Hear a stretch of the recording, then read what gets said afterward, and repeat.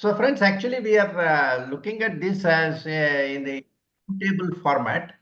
Um, Round table format essentially means that there will be a few people on the head table, but everybody else who is there can contribute their thoughts as and when it is required.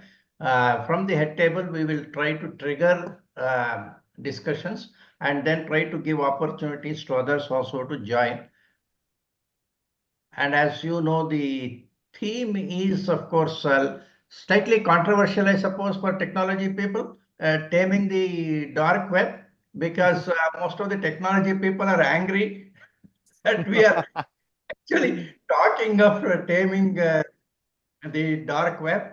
Of course, they say it is not possible, but we feel that there are several things which are not possible, but still we make laws so that at least we will be able to have some kind of a regulation. Most of the time we make laws so that new initiation is reduced. That is, youngsters don't get into a particular you can say culture which is not good for the society. So when we say smoking, you put some warnings. People who smoke will continue to smoke. We know that, but at least new people will have some hesitation. So I'm only looking at that kind of an approach rather than not recognizing that there is something called free in a dark web, which could be harmful to the society. Anyway, we all feel that say laws should be there, but the why laws should be there is to ensure that the community actually moves smoothly. So that is the simple objective. Of course, when I told some people, they were, as I told you, they were actually angry. They say that what I am saying is anti-privacy, okay? Because dark web is recognized as something for the confidence, I mean, for maintaining the anonymity. Of course, long time back, I used to talk about regulated anonymity. So anonymity up to a particular level is fine, but when the law enforcement requires, there is a need to break the anonymity. Okay, people today, of course, we all the law enforcement. That is another issue. In fact, they are the most, you can say, suspect people as far as privacy is concerned. But that is besides the point. But we cannot make a regulation saying that every uh, law enforcement person is a cheat kind of a thing. So anyway, these are the issues which you may have independent views, and I would like you to point out your views so that others also can join. I think because Anant also wanted to go early, we will not delay too much. Ramesh, you are in. If you are not there, I think if, no, your voice is still not there. So Manju, you are there. Sir, I'm actually traveling. Okay, okay, fine. Okay, okay, friends.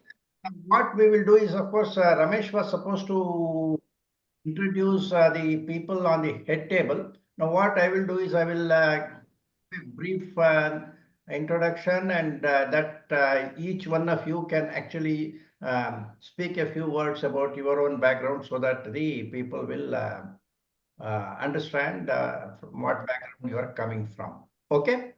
Yeah. We'll start with Dr. Anant Prabhu. Anant Prabhu is a professor of computer science from Sahyadri College, present Mangalore, and he is an expert in cyber security, uh, his own right. And in the whole of Karnataka, he is a person who does a lot of say education to the police and others. He is one of the persons in Karnataka who can speak very fluently in Kannada and on this very tough topic. I have myself, being a Kannadiga, I know how difficult it is to explain these concepts in the local language. This will be applicable to other languages also. Okay, so Dr. Anant is an exception in that. So his role in the society to spread the awareness very high. Now we have Mr. Anand. Anand is actually a practicing lawyer. They have a firm called AM Legal, based across the country, but headquartered in Ahmedabad. And Anand is also has taken the responsibility to develop FDPPI chapter in Ahmedabad. Ritesh, you should interact with him more because you are close to him anyway. Anand and Am Legals will be actually leading our Ahmedabad chapter, which we didn't have so far. So following that, we will have more activities there. And Sridhar, Professor Sridhar is from Triple IT Bangalore. He also is a professor in computer science. So we wanted technology people to be there to tell us what this dark web represents. And Ritesh Bhatia is a well-known forensic specialist. He has become a celebrity on his own. Oh, no. A lot of tech talks, and then in TV, he is the first choice whenever a cyber crime happens in India. Times now look for Ritesh. So he will be able to speak about the uh, adverse effect of cyber crimes and why people like us are a little obsessed with the need to, okay, despite knowing that uh, it is regulation by nature is not liked. So anyway, I think in the head table we have got a fair representation of different viewpoints. That's all we are trying to capture. But amongst the people who have come here, there are experts in their own rights. Some of them I may know, some of them I may not know. And this being a round table, I would expect every one of them to be able to speak whenever there is an opportunity. They can raise their hands, unmute, and then speak. We have people like, for example, Limie, who have done a lot of work on public service type work on litigation. So at some time we will be able to speak to him. Okay, I will stop here. Then Anant can start giving his view. Before he starts his view, if he wants to say something about himself, he can do, and then he can briefly speak about his thoughts on this topic of taming the dark web. Yeah, so a very good evening to all of you, and thank you, Vijay Shankar sir, for having me here. A wonderful topic. In fact, as you said, slightly controversial also, because definitely when we talk about it, people will speak about the privacy, the security. So the debate will definitely go on. But the problem is, especially when you are assisting the law enforcement agencies, it is a headache or it becomes a nightmare to, in fact, to get traces whenever anything goes wrong. And the people have used the dark web or the Tor for accessing it. So just I want to touch upon, because see, everybody, when we talk about cryptocurrency, it's like when at home we have this wardrobe, which we call as Godrej. So we tell, go and keep the clothes in Godrej and come. But Godrej is in fact the first one of the first companies that came out with the wardrobe. Similarly, when we talk about crypto, everybody talks about Bitcoin. In fact, if you look at something called Monero, so which I hardly hear people talking about, Monero uses something called as ring signatures. They use something called as stealth addresses. They use confidential transaction where amounts are not at all visible,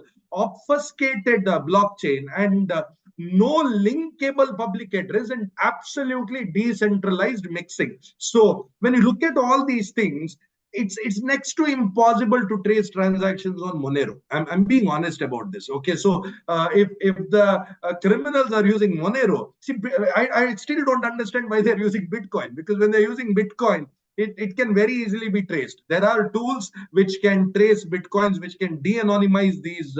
But if somebody is using Monero, God save them, especially the law enforcement agencies. So that is one point I want to touch upon, which is anonymization. So if they are using tools like this, crypto like Monero, it's a nightmare. Then I want to talk about the jurisdictional complexities, because see, some countries. I visited Azerbaijan and Armenia and Georgia, and on the streets I could find so many crypto ATMs. Now anybody can just come all the way from India without a penny in their pockets, and they can straight away go to one of those crypto ATMs and withdraw money in the local currency, spend, and come back, and nobody in India would even get to know that they have gone there, they have spent the money, and they have come. Okay, so what are you going to do about this? So of course, because that country crypto is legal, so in India it's a gray area. In some countries it is blocked. So because of this, the jurisdictional complexities is one more area that I would want the respected members here to touch upon. And the next one is the limited resources with the law enforcement agencies. Now, there are two types of software tools. One, which you can just buy and use it for the rest of your life. But these tools, which are used for taming the dark web, they all come with a subscription. Every year you have to renew it. And they're so expensive that not everybody has it. So probably one SEN station in a, when I talk about SEN, it is a cyber station in a district might have it, if the district is lucky. Otherwise, the officers of that district will have to request the other districts, other states to for the analysis. Now, who is going to help them? So that is one area. And the last point that I would like to make is, see, there are methods. Okay, there are methods like clustering. There are methods like transaction graphing, chain hopping, cross blockchain tracing, wallet fingerprinting. Of course, they are available, which we can definitely we can trace those transactions. And a lot of countries, especially by using an approach, a global cooperation called Operation Onimus. This is one thing that we need to learn. Operation Onimus, where the US of A and the Europe, they together they worked, and they brought down many of the websites like Silk Road and whatnot. And also from China, we need to learn how the Great Firewall of China functions, how they are still able to block a lot of content, a lot of Tor nodes also, exit nodes also. And also we can use AI, emerging technologies can be used in order to understand and get more information out of the packets that go through the network. Yes, it is possible. It is a very tough area. Now, having said that, I would want the other members to just give a feedback about what I've spoken about, because these are the areas I felt are very crucial. Thank you, Anant. Actually, why I thought this was important is that way back in October 2000, when Information Technology Act was passed, one of the objectives was, of course, promotion of e-commerce and prevention of cyber crimes for the purpose of promoting e-commerce.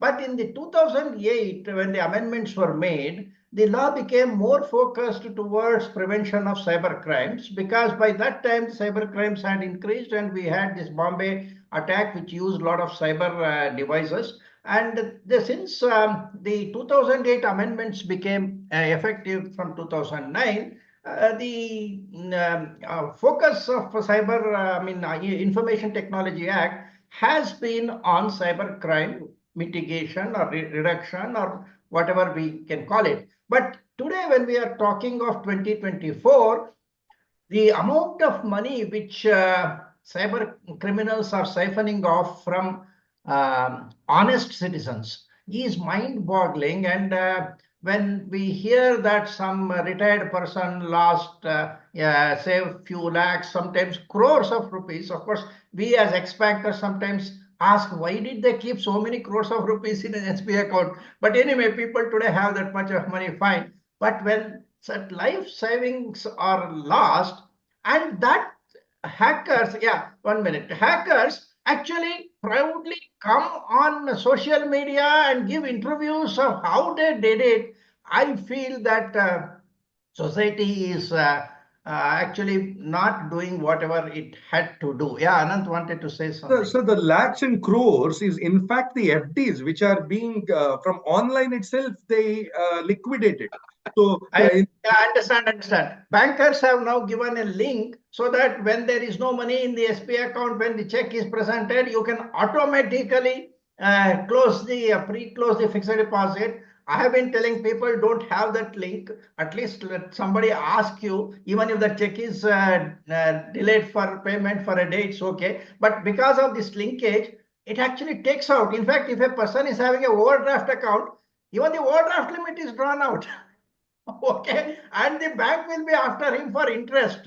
Anyway, that is rightly pointed out by Anand that it is not only the SB account, but maybe the whole this thing. That's why the amount being lost is very high. And with the AI coming in, people are able to fool the victims on cyber arrest. The discussion between cybercrime police, which is fake police, and the victim, and they are using AI for reasons for which we today feel that AI is becoming more a tool of crime than anything else. Anyway, so these are some of the issues. Now I will go to Ritesh. Okay. Now Anand has indicated certain thoughts.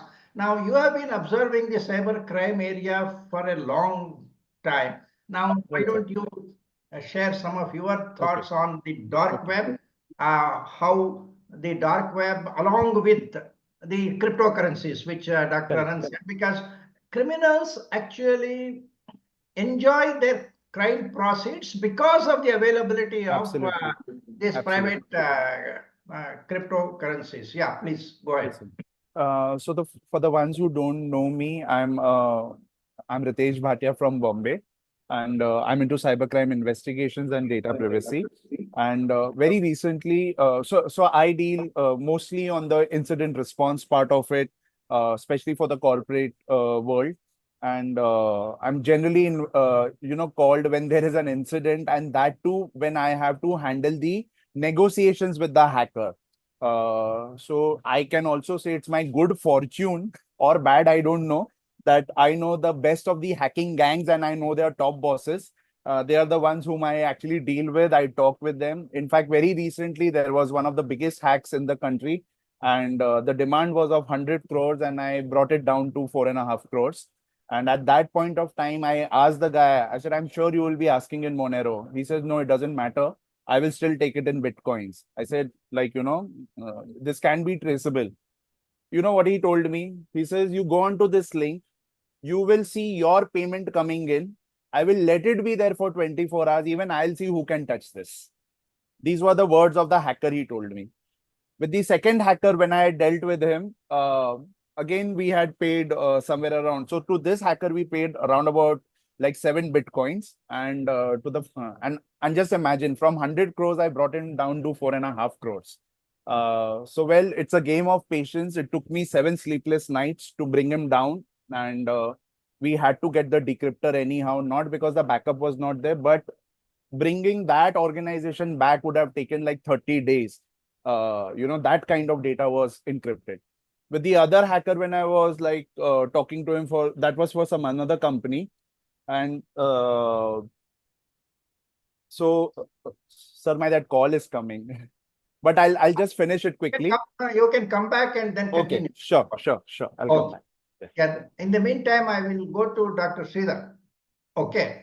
Now you have heard one version of a pure technologist kind of a thing, and also the person who tried to explain some of the adverse consequences. Now, as an academician, say one of the things I have been pointing out is we introduce our students to this topic of ethical hacking, and perhaps we actually provide them facilities in colleges like the Tor browser, or we encourage them to have, say, emails in Proton Mail. instead of Gmail because it is untraceable. There is something called Talks ID or something people talk about. So as academicians in the colleges, we are actually in a way introducing this dark web access to our students for whatever purpose. Now, as a professor of computer science, in this context, I would like your views on one, the technology aspects of the dark, because when we say something has to be regulated, people say that no, it cannot be regulated. And people have told me that, okay, if you don't want tar, there is some alternative. Somebody was mentioning something called Hydra or something like that. And similarly, of course, if you don't want proton mail, you have got 10 other similar these things. So there is technology does not allow you to regulate. Now, I would like your views on that, Sridhar. Thank you, Navi. So, first of all, it's the Digital Society Day, and I must point out that we have a program called the Digital Society, MSc in Digital Society at IIIT Bangalore, and I'm a part of the faculty at IIIT Bangalore. I also work at the intersection of technology, regulation, and economics. So that is the intersection at which we work. So I want to bring some perspective apart from what Dr. Anant has brought in to the discussion. So as Dr. Anant has already mentioned, is it echoing? Is it okay? It's okay. Go ahead. Go ahead. So as Dr. Anant has mentioned, there are a lot of, today, the academicians as well as practitioners have invented a lot of methods by which some of the patterns in the dark web could be sort of identified. For example, dot onions websites, which come and go, which are transitional in nature. So using appropriate crawlers, web crawlers, it is possible to figure out the survival time of these dot onion websites and then take some action.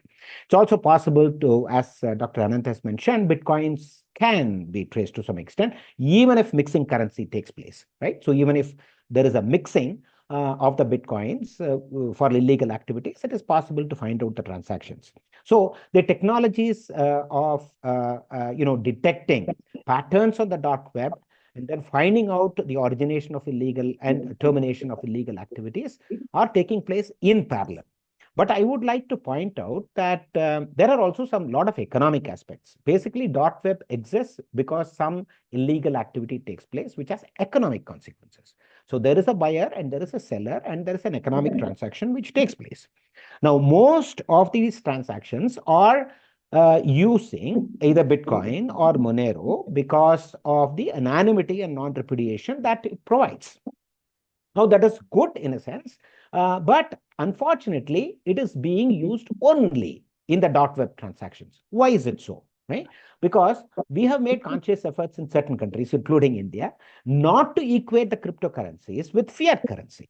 And therefore, there are a lot of restrictions on the use of cryptocurrencies. So the demand for cryptocurrency is tilted towards illegal activities and dark web. And that's one of the reasons why, for example, it is being primarily used in the dark web.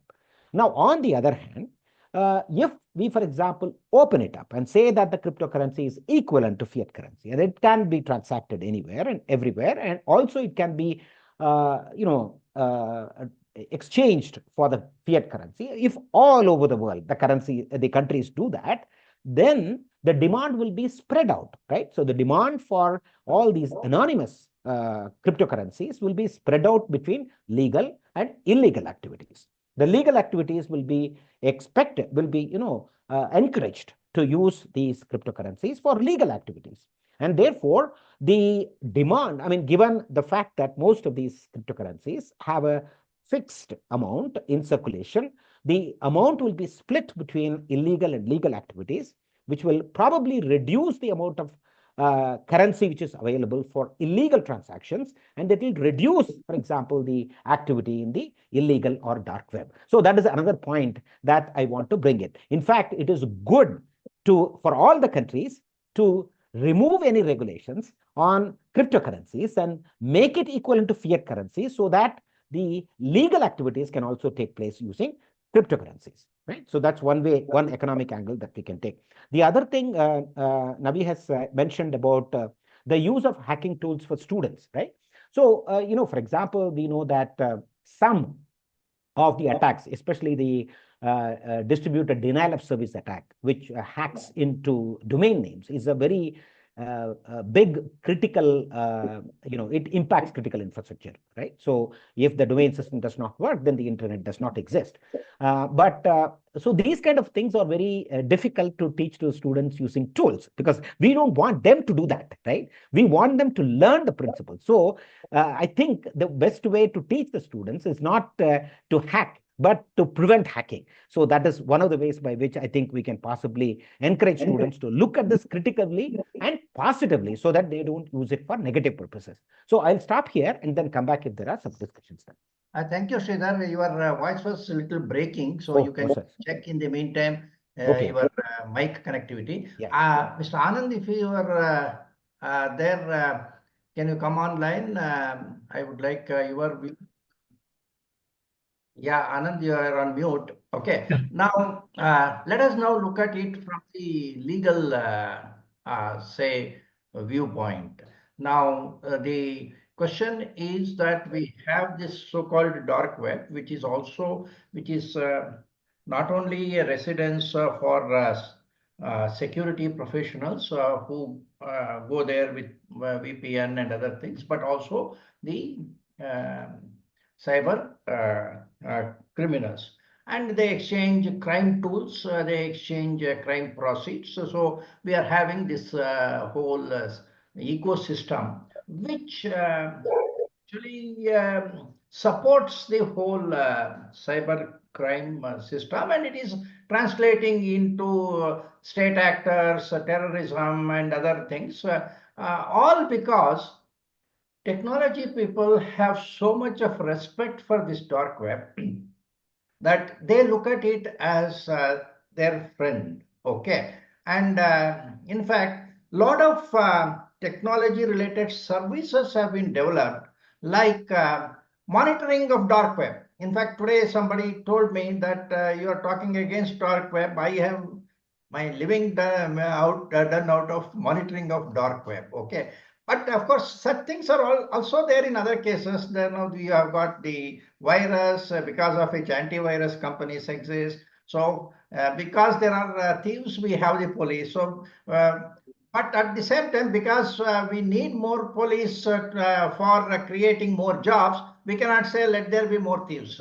Okay. So and as of today, of course, the balance is with the criminals. There are more number of criminals and very few cyber police personnel. So even if we reduce the crime by 50% or 100%, still our police will not be able to manage. So that is not one of the things. But still, as a person who is in law and trying to do something for the benefit of the society, what is the logic in society not doing its share of things to somehow reduce the impact of dark web? Because you know that I have been talking about okay, if you cannot ban Tor browser, at least make it licensable, like gun licensing or something like that.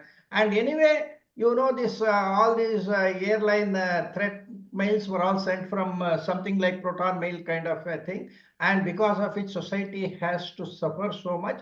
But if the government, and sometime back in Bangalore, we had schools which received lots of mails on the Proton mail, and you cannot ignore them. The bomb threats are there. So one option which the government has, like what they did sometime back for VPN customers, they may say that we don't want you to operate in India. So I can block Proton mail from India, so that if any hacker wants to send any ransomware or threat mail to any Indian company, Proton mail is not available. And if he leaves Proton mail and goes to something top mail, okay, like virus fighting the virus, we have to keep on blocking that until such time that these people agree that at least in certain specific cases of when the law enforcement request is there, they will at least cooperate in identifying the persons. Otherwise,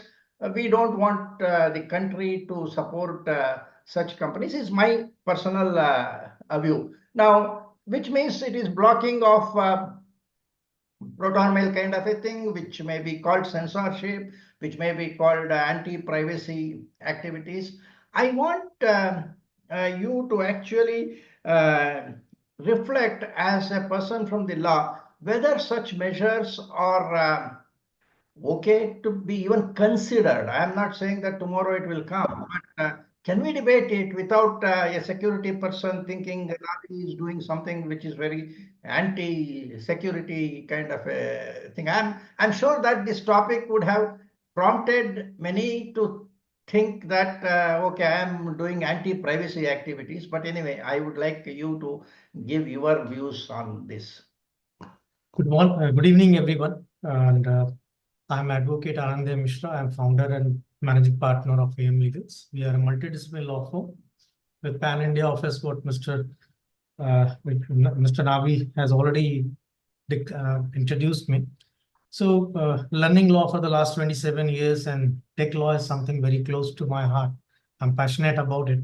So, good that Dr. Anand started, Mr. Ritesh and Mr. Sridhar touched upon certain things. Before coming to the law point, let us try to understand why this dark web. That we have to understand the ecosystem firstly.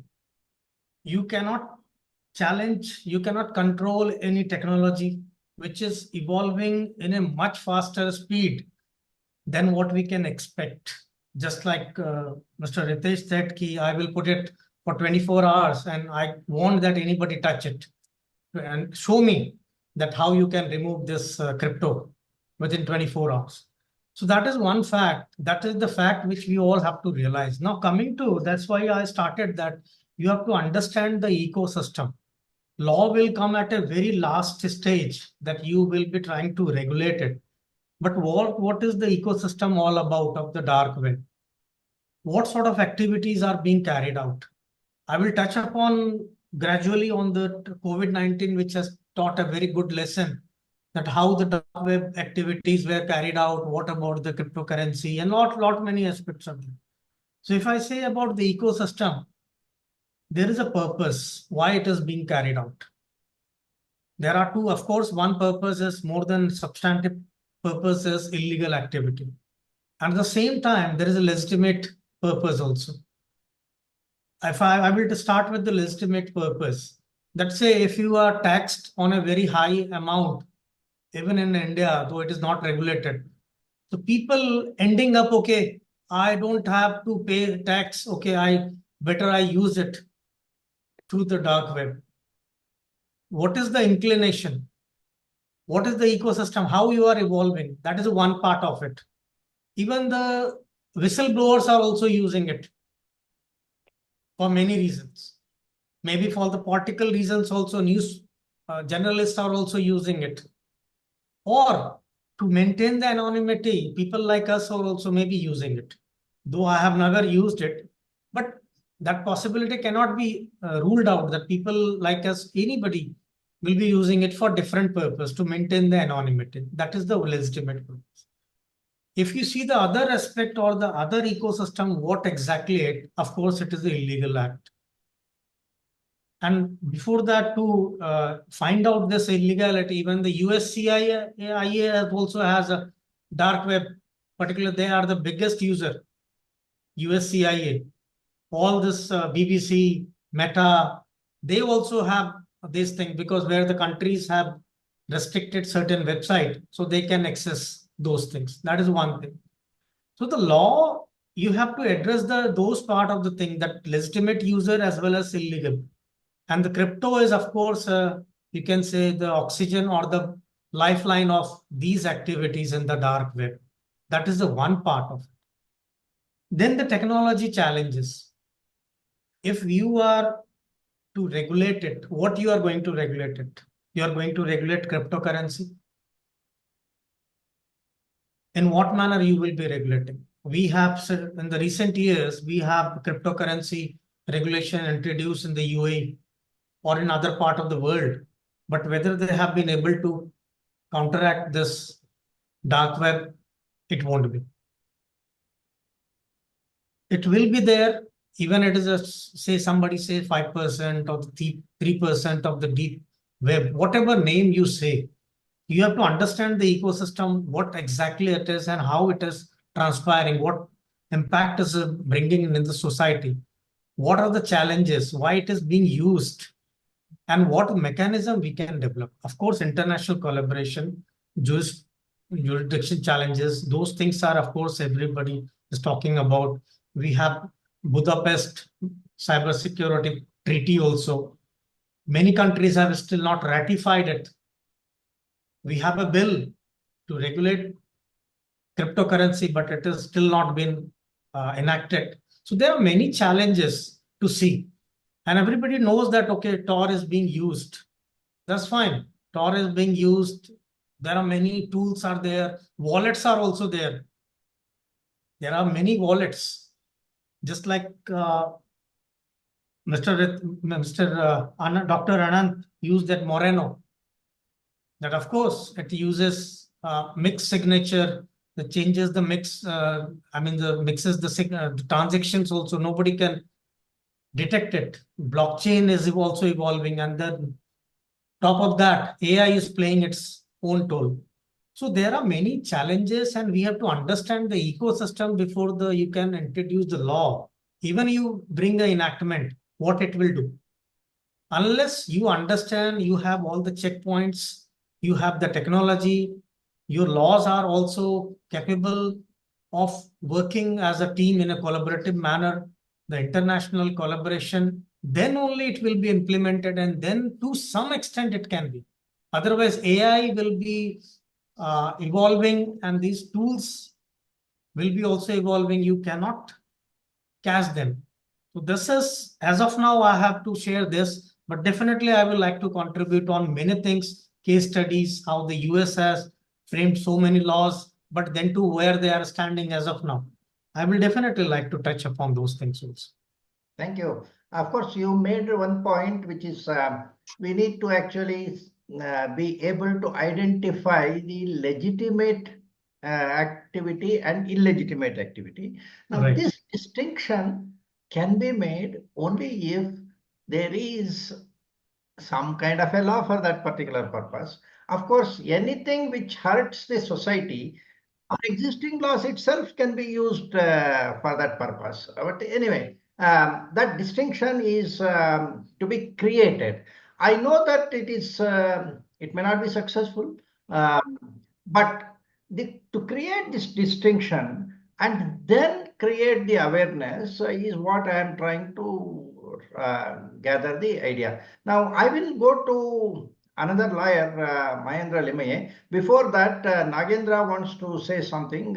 Nagendra, you please come in. Afterwards, we will go to Mr. Limaye as another legal person. Yeah, What? thank you, sir. Quickly. Yeah. Yes, sir. Yeah, Nagendra. It's again legal question here. What sort of arrangement we have internationally? We know very well that drilling down to that particular hacker, identifying them or catching up them, it's very challenging nowadays because of the various technology reasons. What sort of international cooperation or the policy we have it in place at point of time? Is there something to discuss about that in your view? Okay. Okay, of course, see, when Silk Route was broken or some dark web entities were found out, the FBI had some capability. I don't know, it may not be 100% this thing, but to some extent they have been capable in breaking some of these entities. And anyway, obviously, I don't know whether CBI has got the ability as of today, but I'm sure that FBI does have some idea as far as at least the Bitcoin is concerned. Maybe Ritesh was talking of Monero and other these things, so it may be more difficult. Limaye, you are online. Yes, sir. Yeah, let me. Now we had one view actually about whether it is feasible to have the laws. I know law may be less effective. Say today, law on drugs is not effective. Law on smoking is not effective. But still, there is a law which makes a distinction between legal use and illegal use. So whether one classic example is the gun licensing in USA. I think some TV is on in your place, Ramesh. Okay. The other one is the US or Nagendra. I don't know whether it is on in your place. Um, uh, uh, uh, yeah.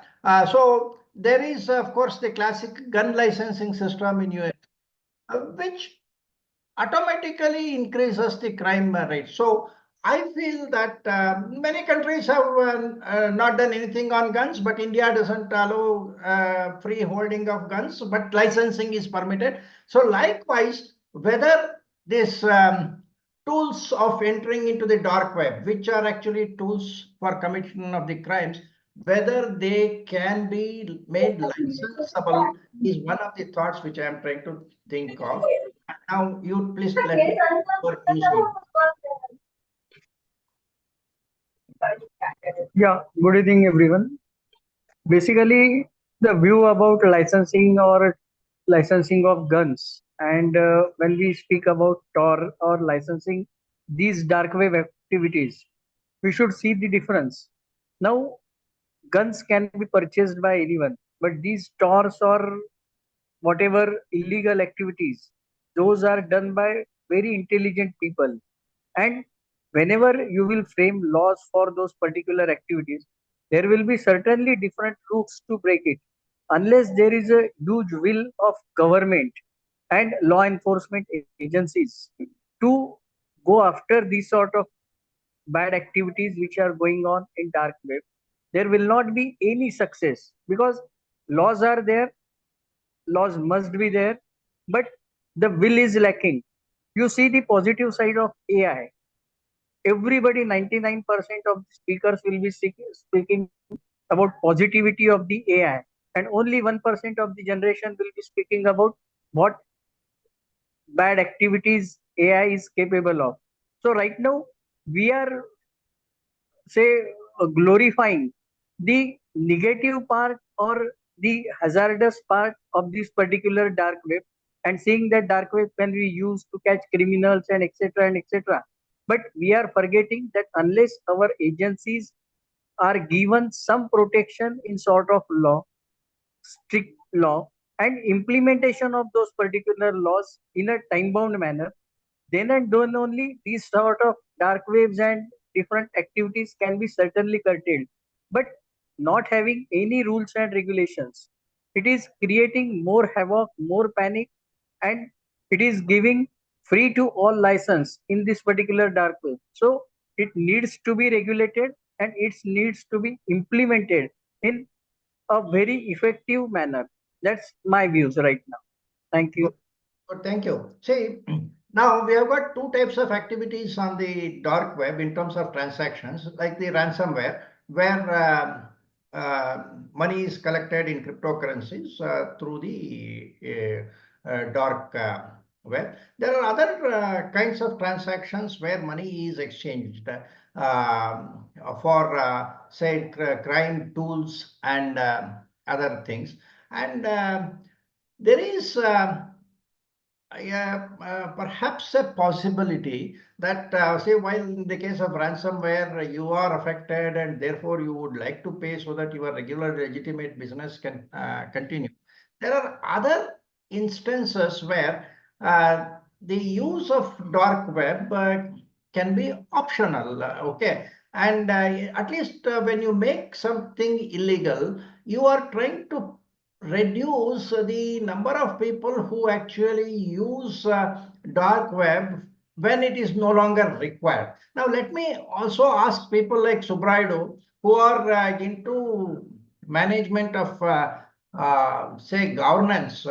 Let man as also as a man from the industry, experienced man from the industry. Now, Subraidu, from the discussions we have been so far having, what are your thoughts on this dark web? Sir, not dark web per se, but I always keep thinking that as I think this is in line with what Dr. Lemay is saying, that first, certain countries, particularly in the US, they have passed laws which make it illegal for making any ransomware payments, right? What is it that is preventing us from making such a move? And did we miss this when we were giving feedback on the new DPDP Act or something? I'm wondering.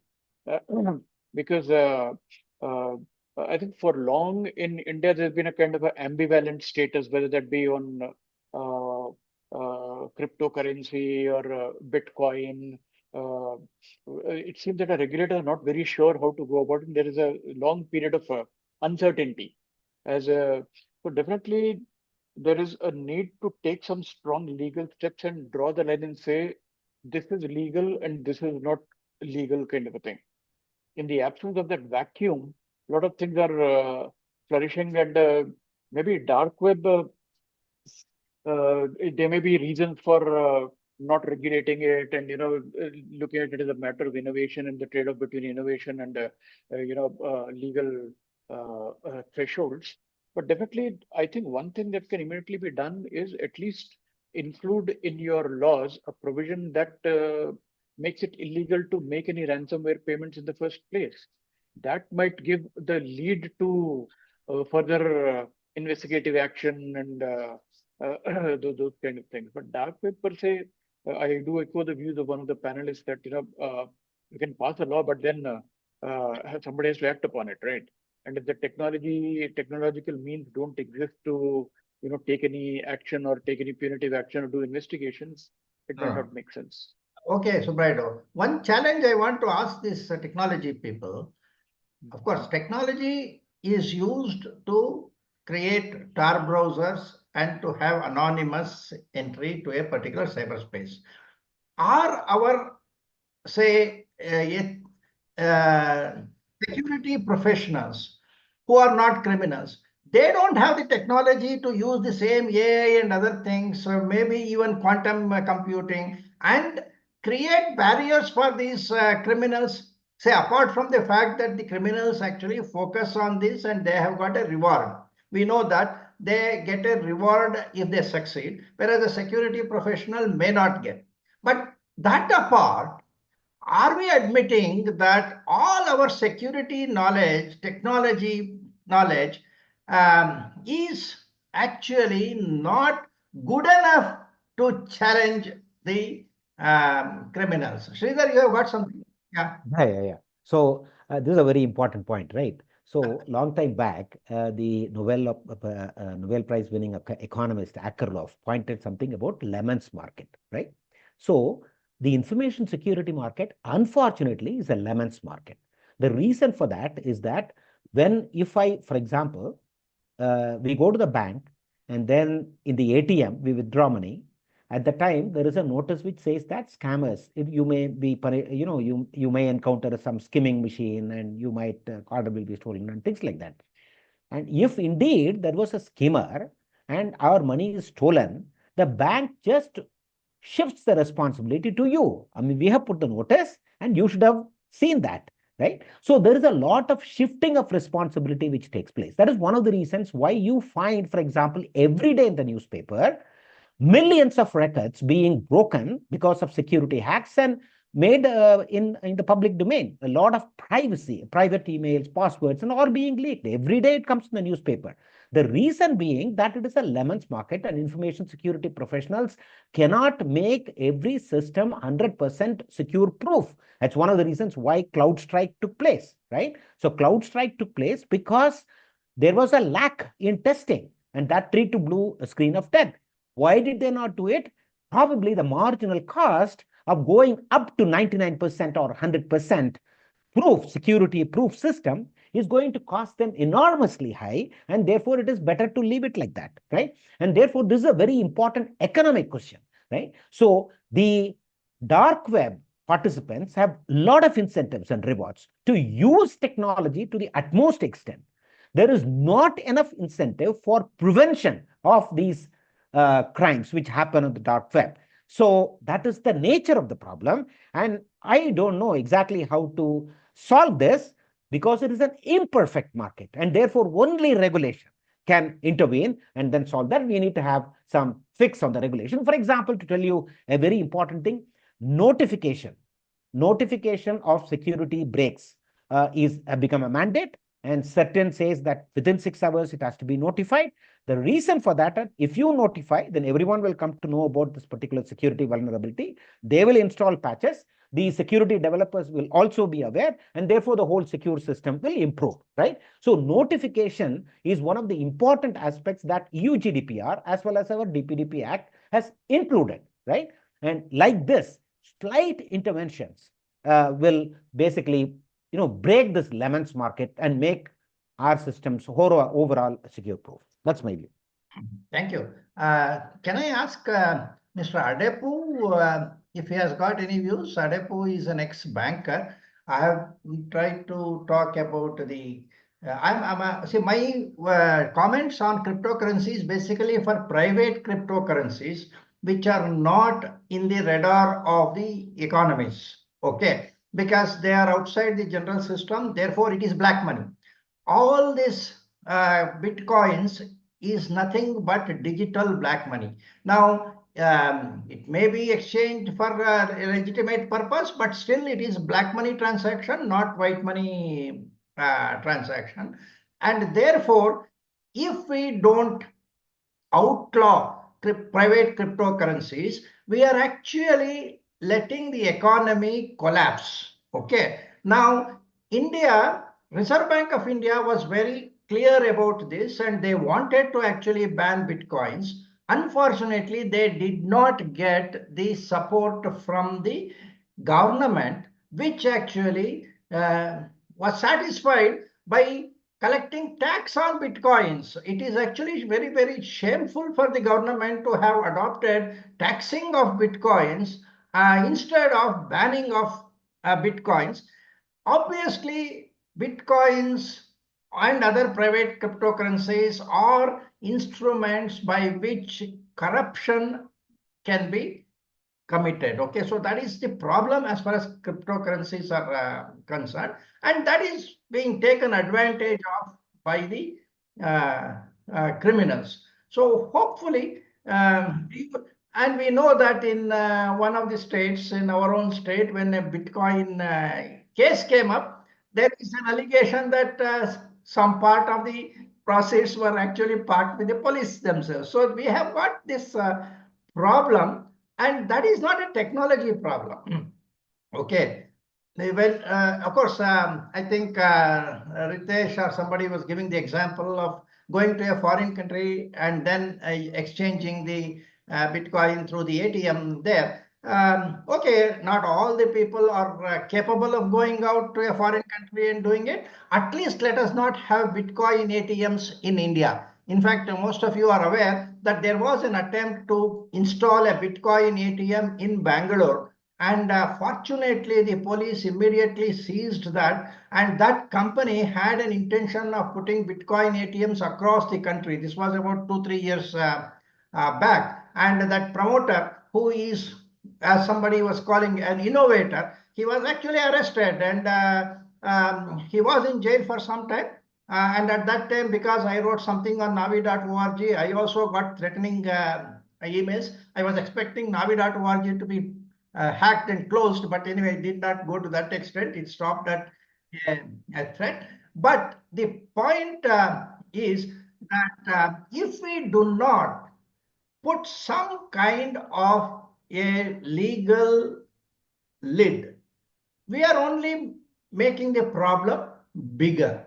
Okay, so I know that you cannot prevent Tor browser, but I am asking all security people, you register yourself and call yourself as an ethical hacker. Let the government introduce a system of registration of ethical hackers, and only registered ethical hackers are expected to have Tor browsers in their custody. If for some reason, if the law enforcement finds that I am not a registered ethical hacker, but I am using a Tor browser, that should be considered as an offense. Like in the case of drugs, If I am found in possession of the drugs, that itself is an offense. Why can't we make similar law that possession of a Tor browser or any other instrument of entry to a dark web is not permitted or is punishable, but licensing is permitted. So if I can make an application saying that I am going to be identified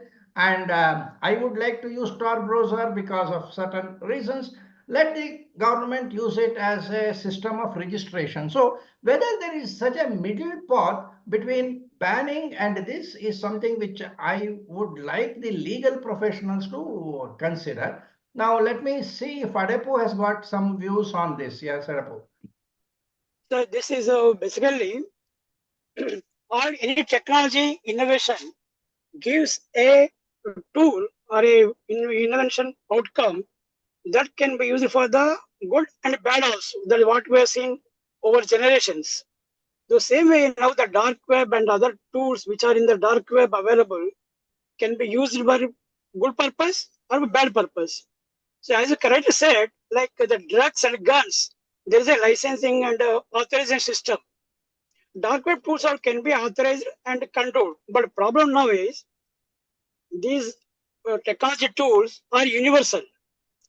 Now a country like India do not have the capability or impossible to control this. Now, for example, I myself got a license for use a particular tool of the dark web. I go out of country and use it illegally. Whether India able to India government will permit me. I take the tool and go to outside country and use it for illegal purpose. Who will control it? That is the problem. Now technology has removed the boundaries. That is one problem what I see in this particular scenario thing. Whatever we put illegally law, and in India law enforcement is a very big problem. The same law, traffic, a simple traffic law in India, how it works, we know. How it works in USA. Okay. These are the two aspects on this particular context I want to put forth before the time. Agreed. Agreed. The question is, because it is difficult, should we stop traffic laws? Okay. No. If not, then same way here also, because it is difficult, why should we stop trying to do something on that? Okay. Now, anyway, let me see if others have got any view. Mr. Manoj, you would like to say something? Okay, you are talking of this, what somebody referred to as the Hydra, that is when you close one Tor browser, another Tor browser will come. Fine. I'm saying that the person who wants to use Tor browser can make himself accountable by registering with an authority. That is all I am asking at this point of time. Now, whether you are the person is using it for legal or illegal purposes, whether I am not able to find out that I accept that yes, it is not possible, but at least I will have an inventory of people in the country who have at least tried to report to the authority for possessing the Tor browser. And I think that is where an investigation can always start. Okay, now anybody else who wants? Yeah. Sir, as you mentioned, for example, now we all know the case of Nirav Modi and Mr. Malia. What they have done in India and they are now out of country. What we are doing? The same will happen here also. I agree that our law enforcement is corrupt, our politicians are corrupt, our judges may be corrupt. So all that is there. That is that we are living in a society which is not perfect. But that doesn't mean that we should not create certain benchmarks against which an honest police, honest politician, or an honest judge can work. If we don't have the law, even if the police is honest, they will not be able to book anybody. Then the judge cannot punish anybody if there is no law. So at least to segregate the society into law-abiding people and people who are anyway rogues, let us try to bring in some kind of a basic legislation. This applies to every other forms of law. Say we can give up all our criminal laws, our IPC, everything, and say let people do whatever they want. But we don't do that. We actually have a law, and what if we will have only 10% of the crimes which are identified, and out of that we have conviction of only 1%. All that is definitely taken. Now, does it give a kind of excuse not to have the law? That is all I am asking. Now, anyway, I'm happy that Ritesh has come back. Before that, going back to Ritesh, Anil, you have any thoughts, Anil Chiplunkar? No? Yeah, it's a good discussion going on. Hope you are able to hear me. Yes. Yeah. Apart from technology, my views more is how to use the technology ethically, because technology is a double-edged sword. It depends on which person is using it. So unless and until that ethics settles into our people, like what you pointed out, the students are teached about hacking, but they should be taught about preventing. So if they taught about ethical way of viewing it, then probably we can progress somewhere. And as you pointed out, law also is there. Even we have got anti-bribery law, but still bribery is rampant everywhere. So that why it is, because I believe it's the ethical challenge, and it will take a little more time to actually implement that. Yeah. That's fine. Now, anybody else? Some people who are not associated with FDPPI, whom I cannot directly identify, would you like to actually share any of your thoughts?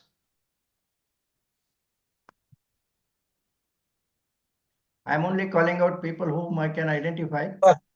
Yeah. So good evening, sir. This is Radhakrishna. So I have one thought, as Anil was just saying, like bribery or gun license in America. It's not possible to, not only possible, it's not advisable, to ban any technology or any invention. Only thing, we have to develop a mechanism for regulating it. Governments all over the world are very slow in such aspect, whereas these miscreants, they are very fast. Same, this dark web or Tor browser, they are not only used for this antisocial activities, they are also used by many people like journalists, political activists, whistleblowers. We cannot, that is really useful to the society. If we totally ban it, we'll be losing that. I'm not talking of total banning. I'm talking of licensing the Tor browser so that yes, exactly. security professionals, they can all use it, continue to use it. Yeah. Governments have to develop fastly develop a mechanism to regulate these technologies. That's my thought, sir. Okay, that's all. We are flagging the need for regulation. That is all. Okay. Exactly. Yeah. Thank you. Should we go back to Ritesh? Anybody else have got something to say?